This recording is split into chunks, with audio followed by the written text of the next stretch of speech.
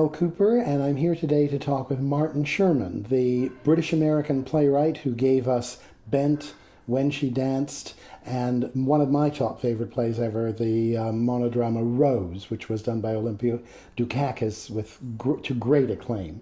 Martin has written a new play, and it's called Onassis, and he's here to talk to us about it today. Martin, welcome.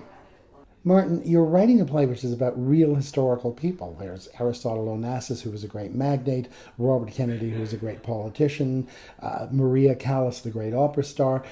Do you have to know anything about these people or about this background, the history of it, before you can actually enjoy and appreciate the play?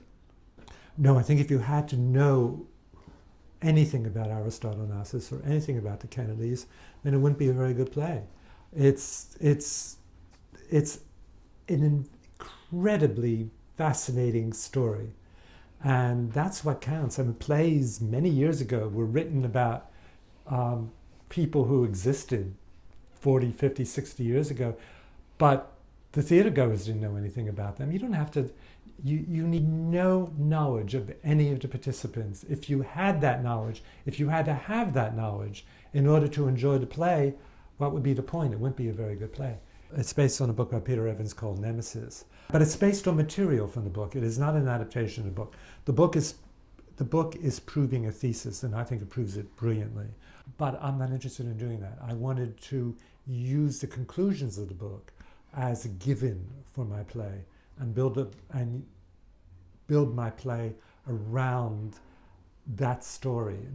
I'm not trying to prove what Peter is proving. I'm using it as an ingredient in what is for me a fascinating story. So you've taken that as the given. I've taken it as a given, absolutely. Okay, so what is the given? What is the given that people are going to go into? The given is that the theater? Aristotle Onassis financed the assassination of Bobby Kennedy. That's pretty incendiary. That's pretty incendiary, yeah. But did he do it deliberately, directly, or was it by accident, as it were? He gave someone the money who then... Well, no, that's really a good question, because the answer is both. He did it deliberately and directly, but in a sense it was an accident, in that it fell into his lap. He didn't set out to murder Bobby Kennedy. He didn't search for somebody who would do it. He was in a situation dealing with a man called Mahmoud Hamshari, who was a representative of the PLO. Hamshari told him about a plan he had that he had presented to the PLO after the Six-Day War of assassinating a prominent American to show America that they mustn't support Israel. And the plan was so crazy that Arafat and everybody just said, get out of here, this is insane. I mean, they wouldn't have anything to do with it. But Hamshari still had it in his head, and he told Onassis, and so it dropped into Onassis's lap. Onassis hated Bobby Kennedy passionately for many reasons, and he just couldn't refuse. He couldn't let it pass by. If he hadn't gone to that meeting with Hamshari, none of this would have happened. You reckon it wouldn't have happened? Now, what Peter proves, I think, conclusively in his book is that Onassis gave the money to Hamshari to assassinate Bobby Kennedy. Not just to give him money. No. What isn't as clear is if the money was actually used. It's possible Hamshari pocketed it himself.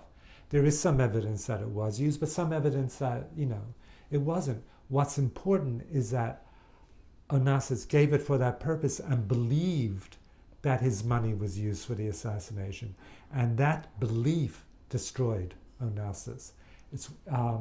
And that's why when I read Peter's book, I wanted to make it into a play, because it's the classic story that goes back to the very origins of theater.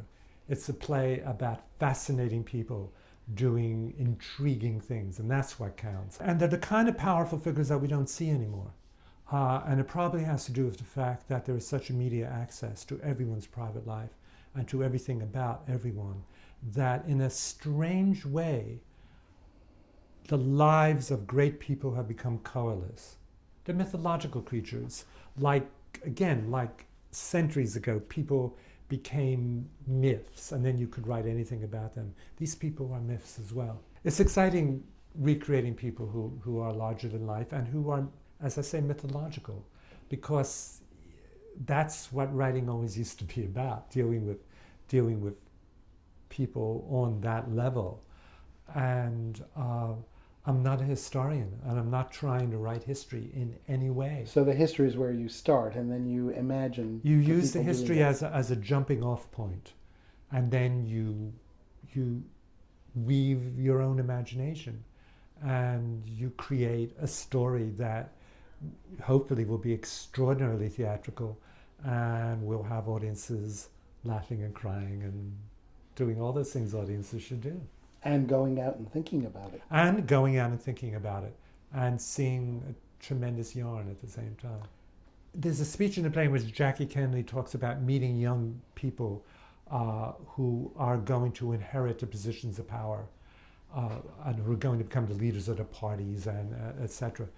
And that they're basically colorless compared to people like Onassis and her husband, and that they're vanilla, whereas the other people are chocolate laced with peanut butter and strawberry, and yet at the same time they do things every bit as bad as their predecessors, perhaps even worse, but they lack the color, they lack the life force. And whereas years ago there were larger than life monstrous people who were extraordinarily colorful, and part of that has to do with the fact that we didn't know anything about them really at the time. And we learn later on these amazing facts. But because we didn't know anything about them, they could behave in ways that were truly larger than any reality that we experience. And one of the reasons I wanted to write the play, and it was something I discovered when I read Peter Evans' book, Nemesis, was there was a whole society of people, of rich, powerful, famous people who behaved like demigods, the old demigods of Greek mythology.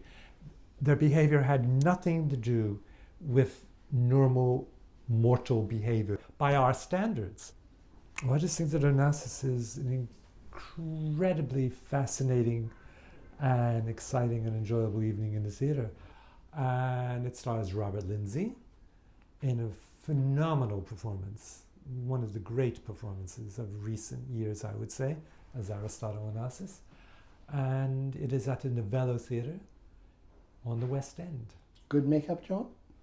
Because he doesn't look at all like Aristotle. You don't have to. You don't have to look like the person. If you are channeling him from inside, it becomes the truth.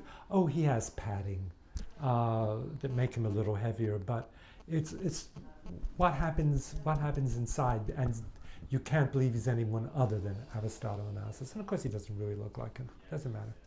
Martin, thank you very much for coming today and sharing this information with us. It was really a pleasure to see you.